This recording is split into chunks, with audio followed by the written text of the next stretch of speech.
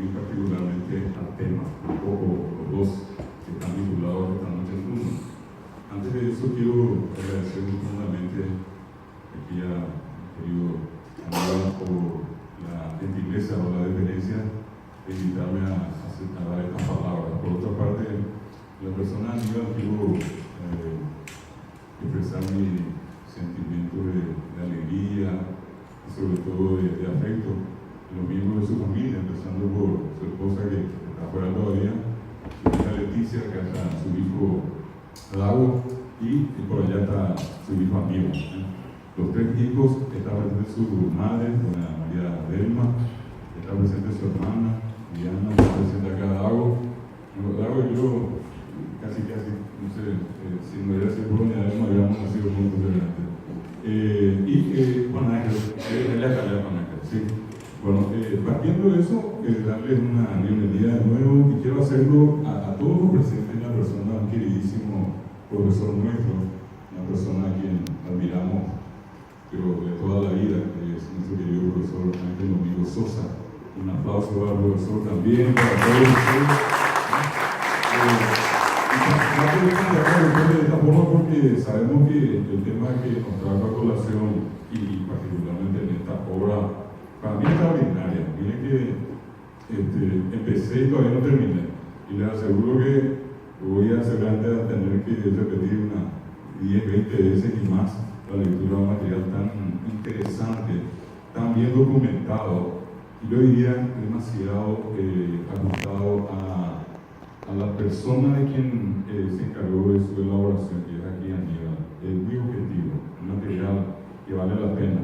Y faltaba alguien a quien tenía que mencionar acá, pero que esa persona tiene la gran ventaja, sobre todo nosotros, de que va a permanecer por toda la vida en este libro, que es el padre de acá nuestros queridos amigos. Don Lago Fernández, y a cuya memoria este libro está dedicado. Entonces también quiero pedir un aplauso para Don Lago, que está es muy complicada. Tengo que aclarar, obviamente, que ni Aníbal ni yo somos sacerdotes, así que mal haríamos seguramente hablar muy profundamente del tema religioso. Particularmente de Aníbal tengo que comentar lo siguiente. Él nació en Asunción, mencionó a su madre, a su padre, a sus hermanos, a su esposa y sus hijos. Y él estudia, de hecho, en el Colegio Nacional de la Capital, donde tanto con Lago como con él, también con Juan Ángel en su momento, lo conocimos y llevamos una amistad de muchísimos años que más que amistad se resume en un concepto de mucha fraternidad, mucha hermandad con nosotros, ¿verdad? Y él termina el colegio y estudia, de hecho, en la Universidad Nacional, en la Facultad Politécnica, termina el curso de programador de computadoras, luego va acá a la Universidad Católica, termina siendo licenciado en análisis de sistemas informáticos. Posteriormente, ya cuando viviendo hoy, porque viví en Encarnación, y de Encarnación vino a hacer esta presentación hoy, allí en la Universidad Nacional de Misiones también terminó una maestría en ciencias matemáticas y además de eso, acompañando en algún momento a su padre, se había trasladado en principio a ir a Encarnación, donde lo que son las cosas de la vida, yo no creo en la casualidad, yo creo en las causas, en las causalidades. Encontró a su con la soñada, ¿verdad? Y por allí se arraigó, ¿verdad? Y entonces se quedó allá trabajando primeramente para el SNPP, ¿verdad? Posteriormente se incorpora allá a Cemental, pues ejerce la docencia de hace mucho tiempo. Yo creo que la exposición de él acá demuestra fácilmente su gran capacidad didáctica en la Universidad Nacional de Itapúa, en la Universidad del Norte, en la UTCD, por citar. Y la otra parte que en este caso necesariamente tenemos que mencionar es que él fue iniciado dentro de la masonería en el año 2001 en una logia de Encarnación, que es la logia Unión y Progreso número 9, en el año 2003, el año después, como tradicionalmente ocurre, ¿verdad?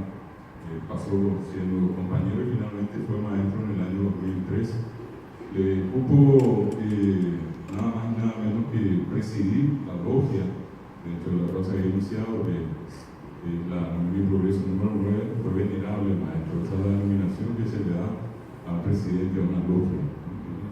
siendo el primero entre sus iguales, se suele decir en términos masónicos. Bueno, con referencia a él, y esto que, insisto, esta obra es tremenda, es fabulosa, la información aquí contenida, los documentos aquí contenidos, creo que pueden ayudar a mucha gente que por distintos motivos puede tener cierta suspicacia, seguramente en algún momento ciertas dudas, inclusive temor, ¿por qué no? Porque tantas cosas se generaron en torno al tema de la masonería y de la Iglesia Católica, esa relación de odio y rencor, como mencionaba en algún momento, que, repito, leyendo esto, más lo que acabamos de escuchar de una manera contundente, yo diría, bastante clara, muy precisa, es lo que a más de uno a lo mejor le vendría bien para asumir una postura en el sentido que finalmente él nos planteó, ¿verdad? No ser indiferentes y buscar puntos comunes de vínculo, porque en el fondo, ¿qué es lo que, por una parte, obviamente, el catolicismo, como parte de la filosofía cristiana, una religión como la musulmana, como la budista, o acá inclusive, como yo soy profesor de Guaraní, no puedo dejar pasar una oportunidad como esta, como los Omega tienen su religión, como los países africanos tienen su religión, la católica es una, obviamente, tremendamente grande, y desde ese punto de vista tiene toda una jerarquía, que en gran medida estuvo mencionando, partiendo de la figura del Papa, recordando que él es el emulador, en este caso de Pedro, y de Pedro que quedó en representación de Cristo, de Jesucristo, ¿verdad? Desde ese punto de vista, nosotros vamos a encontrar esa jerarquía, como, digamos, hacer una comparación, estoy tratando de usar una terminología muy común de la calle, como hablar de la jerarquía policial, militar, uno encuentra que hay graduaciones, así también en el campo de la iglesia, y cada parte, digamos, cada autoridad tiene bajo su responsabilidad una parte de la población que adscribe en este caso particularmente la religión cristiana católica. Por el otro lado, él mencionaba a la masonería, una institución también milenaria por sus orígenes filosóficos, como bien mencionó, pero en términos, digamos, de organización, precisamente este 24 de junio, una cosa notable, uno de los patronos que tiene la masonería para celebrar el solsticio es justamente San Juan el Bautista. Y ese 24 de junio pasado, recordando 300 años de la fundación de la Gran Logia de Inglaterra, que es, digamos, la cara formal que hoy día presenta la masonería. Sin embargo, como decía Aníbal, nosotros teníamos que remontarnos, pero tal vez así, en términos bien prácticos, miles de años, mencionar a Pitágoras dentro de una logia, una cosa tan común. No fue cristiano, no fue católico. Pasando el tiempo, nosotros vamos a encontrar a un Hermes. Hoy tan comúnmente la gente dice que hay una cuestión hermética, esto es muy hermético, ¿no? Se refiere precisamente a un sentido de formación que tuvo la escuela hermética en Egipto. Podríamos ir más en varios tratados, varias obras que se han publicado, algunas de ellas se han leído ustedes, los esenios, donde inclusive se habla de que Jesucristo en un largo periodo de su vida, después de aquellos 7 años que cumplió, volvió a reaparecer a los 33. Y ese largo tiempo que él pasó por la escuela esenia, ¿verdad? En fin, buscaríamos, todo ese proceso nos conduciría hasta lo que finalmente hoy, organizativamente, es la masonería universal, como se la conoce. ¿Qué es, en síntesis? Bien claramente lo señaló Aníbal, la masonería no es una religión, es una escuela filosófica. Y como tal se tiene que entender una escuela que hizo un compendio de lo más importante, de lo más trascendente, de lo más valioso que distintos movimientos filosóficos y religiosos y políticos del mundo llegaron a desarrollar. La masonería se encargó de reunir todo eso y en un proceso de iniciación, porque es una escuela filosófica e iniciática, así como pasó con Aníbal y fue subiendo grado a grado, esos, digamos, conocimientos se van revelando en la medida que cada uno hace el esfuerzo correspondiente. La masonería se mueve básicamente en dos direcciones. Por una parte, un iniciado de la masonería busca la sabiduría. La gran aspiración de un masón es la sabiduría. Saber más, saber mejor, saber bien.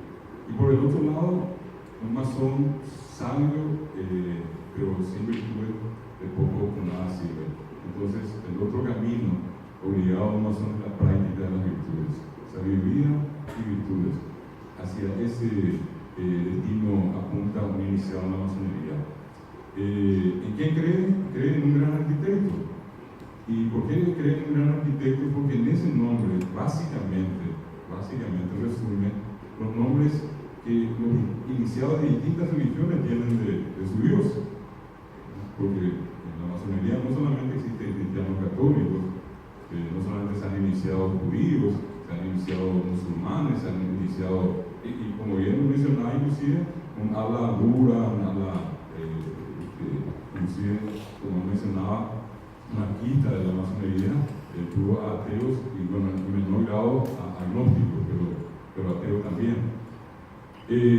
Pasar todo ese proceso implica en este caso qué cosa, si queremos entender mejor las religiones, y particularmente la religión católica, nos forma mucho a todos para lo que va a ser el ser humano, preparándose para el final de sus días.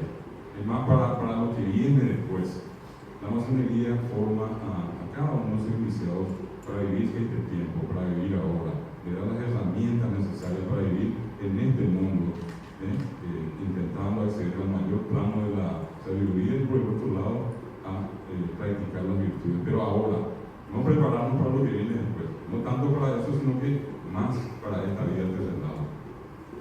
Otra cuestión que me parece importante señalar es que continuamente, inclusive hoy en ambas instituciones, nosotros vamos a encontrar la presencia, obviamente, de gente con cierto encono, con cierta molestia, con actitudes violentas, en ambas partes.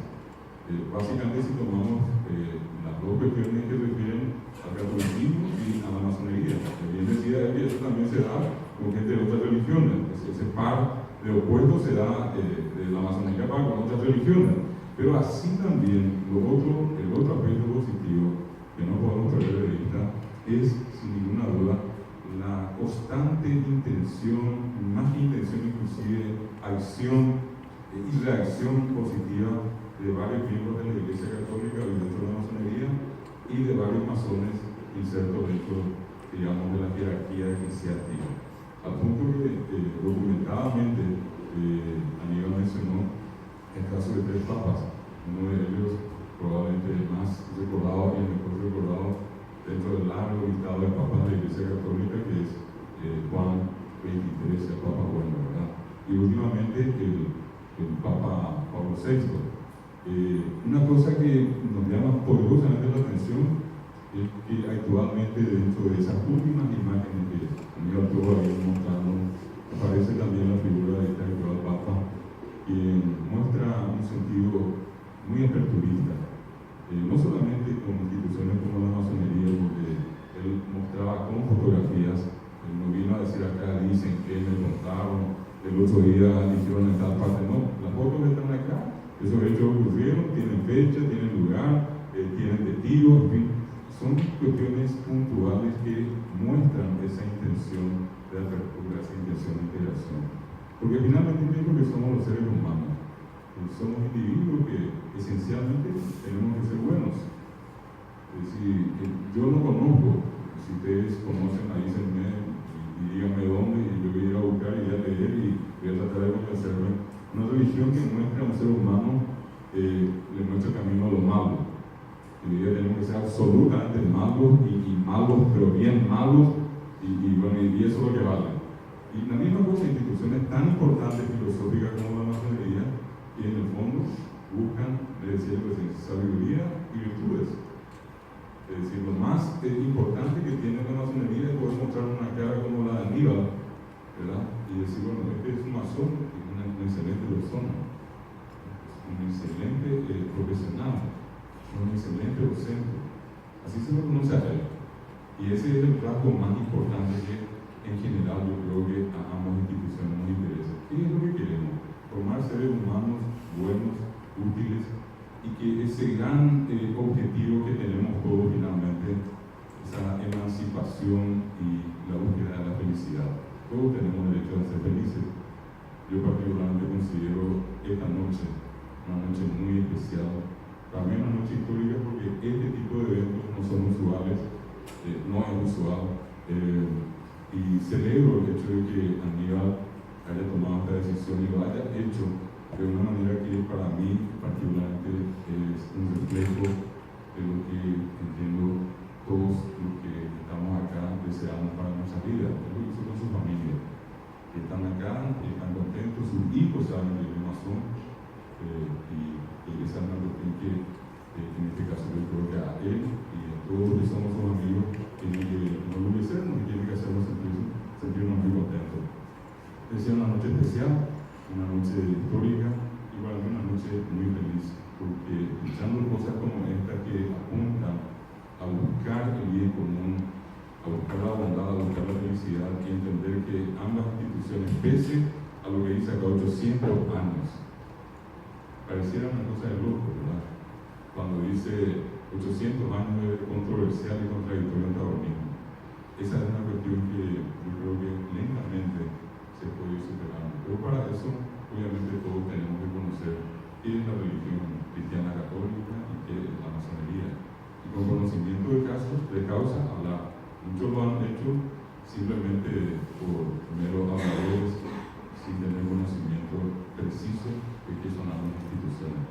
Yo no quiero dejar la oportunidad de cerrar esta hermosa ceremonia de presentación de este voluminoso libro. Claro que cuesta leer, son casi 600 páginas, ¿verdad?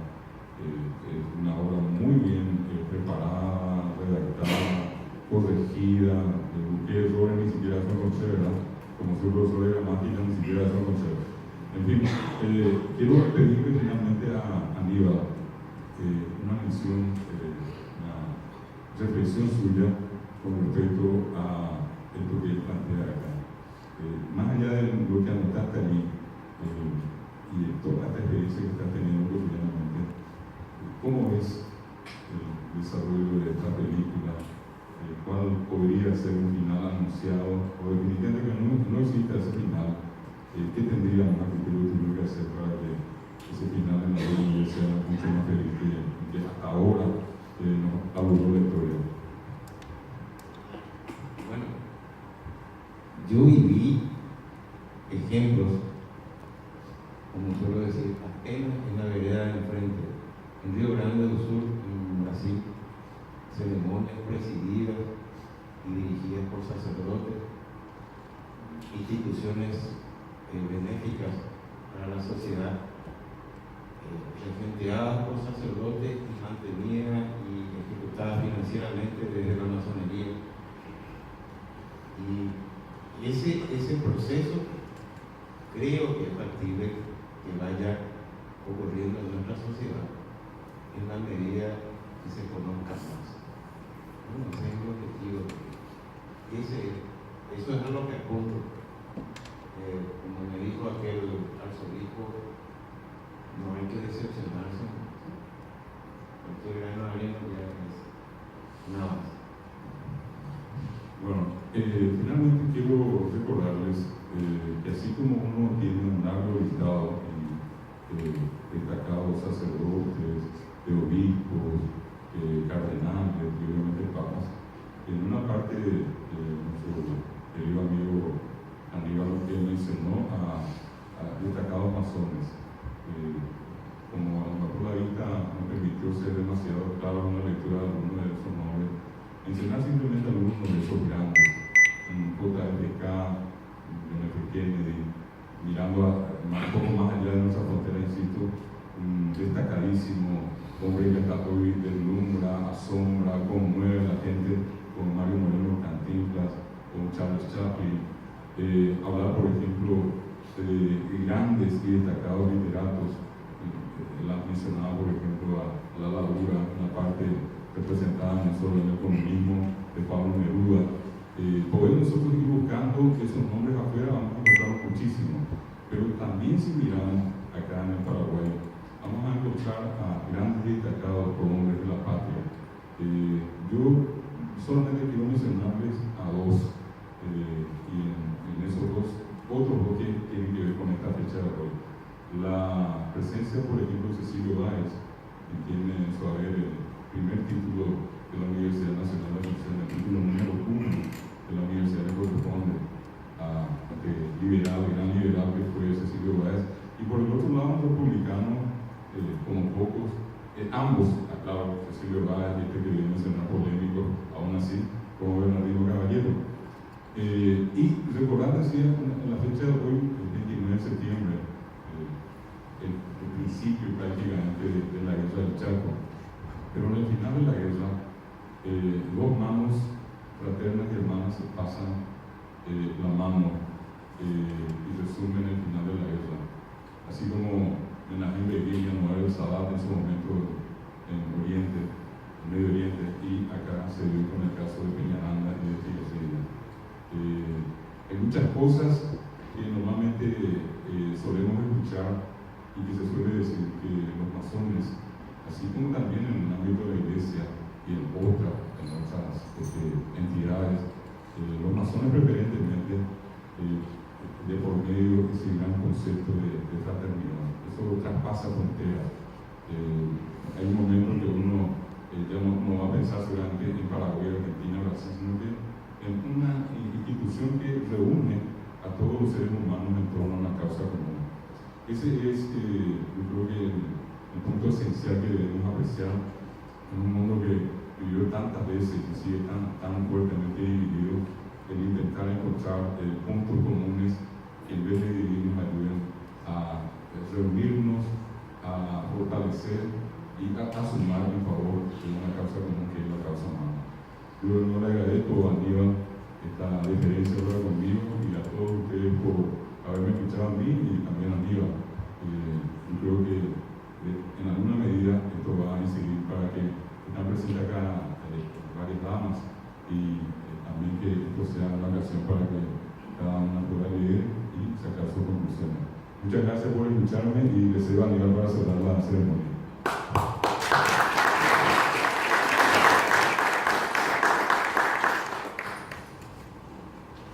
Bueno, para darle un final a esto,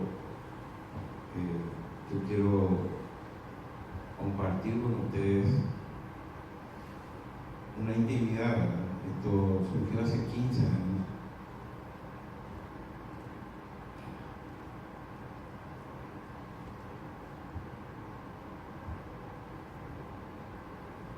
Como un cuestionamiento interno, un desafío, y fue cambiando con el tiempo. De convertirse en un pasatiempo pasó a un rigor más exigente, más profundo, con un criterio científico, buscar documentaciones que avalen toda la información que estaba compilando. Y hoy se cristaliza para mí en una hermosa realidad de poder compartir esos conocimientos con la comunidad en la que me desarrollé, la comunidad donde nací y crecí y estudié, y hoy en día el trabajo de vivir en mis hijos, en mi país. No sé si esto va a trascender fronteras. Por el momento el objetivo es difundirlo en Paraguay. Le agradezco muchísimo su presencia, le agradezco muchísimo el interés que mostraron. Ese sería el máximo premio que tiene un escritor. Y como hoy había comentado, la idea simplemente es compartir. Alguien me dijo alguna vez, si elegiste como camino para hacerte rico la literatura, te equivocaste. Simplemente compartir. Muchísimas gracias y eso es todo. Gracias.